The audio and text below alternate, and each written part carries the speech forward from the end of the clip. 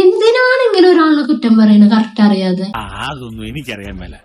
ഇങ്ങനെ എന്തെങ്കിലുമൊക്കെ പറയുമ്പോഴേ എന്റെ മനസ്സിനൊരു സന്തോഷം ഉണ്ടാവുള്ളൂ. ഞാൻ എന്റെ സന്തോഷം നോക്കിയാ പോരെ. ഏട്ടന്റെ മന്ത്രവാദിയാണ്, കൂടോത്രക്കാരനാണെന്നൊക്കെ ഇപ്പൊ കേൾക്കുന്നുണ്ട്. ആളെ അമ്പലത്തിൽ പോയിട്ട് ഇപ്പൊ എത്രയോ നടക്കുന്നേ. എന്താ പറ, എനിക്കറിയില്ല. ഒരാൾക്ക് ഒരാൾ ഇൻസ്റ്റയിൽ സ്റ്റാറ്റസ് ഇടാൻ ഒരു അനുവാദം ഇല്ലേ? ഒരിക്കലും ആരെയും മെൻഷൻ ചെയ്തിട്ടല്ല ആ സ്റ്റാറ്റസ്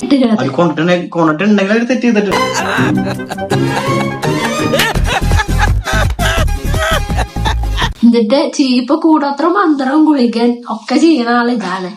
ഇഷ്ടമുള്ള സ്റ്റാറ്റസ് ഇൻസ്റ്റയില്.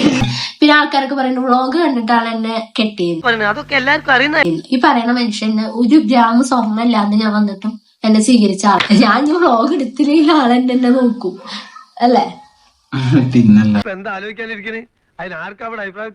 പിന്നെ ഏട്ടൻ ജോലി ഇല്ലേന്ന് ചോദിച്ചിട്ടുണ്ട്. ഏട്ടൻ വെഡിങ് കമ്പനിയിൽ വർക്ക് ചെയ്യുന്നുണ്ട്. ഈ വ്യാഴാഴ്ച തൊട്ടില്ല. 3 മാസം വെയിറ്റ് ചെയ്താലും ചിലപ്പോൾ നടത്തി തരില്ല. അത് അങ്ങനെ പറയുന്ന വോയിസുകളാണ് നമ്മുടെ കയ്യിലുള്ളത്. കല്യാണം നടത്തി തരില്ല. രണ്ടാൾക്കാരെ കളിച്ച കളി ഉണ്ടല്ലോ. ഞാൻ എന്ത് വയലൻസ് കാണിക്കേണ്ട കാരണം എന്താന്ന് അറിയൂ? കാണിക്കണോ?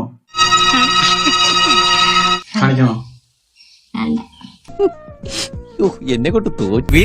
ആ ഒരു ഫോട്ടോ കാണിച്ചിട്ടുണ്ടെങ്കിൽ സുമധ്യ കേസ് എടുക്കും. കുഞ്ഞ പറഞ്ഞോണ്ട് മാത്രമേ കാണിക്കൂ. ഫോട്ടോ ആ ഒരു കാര്യം കണ്ടതിന്റെ ശേഷമാണ് എനിക്ക് അത്ര ദേഷ്യവും ഈ പറഞ്ഞ വയലൻസും എല്ലാം വന്നത് ആറ്റൊരു കാണാത്ത തോന്നി. അതങ്ങനെ വരൂ, അതങ്ങനെ സംഭവിക്കൂ. ഞാൻ എൻഗേജ്മെന്റ് കഴിഞ്ഞാൽ പെൺകുട്ടിയെ വെച്ചിട്ട് വന്നേക്കണേ.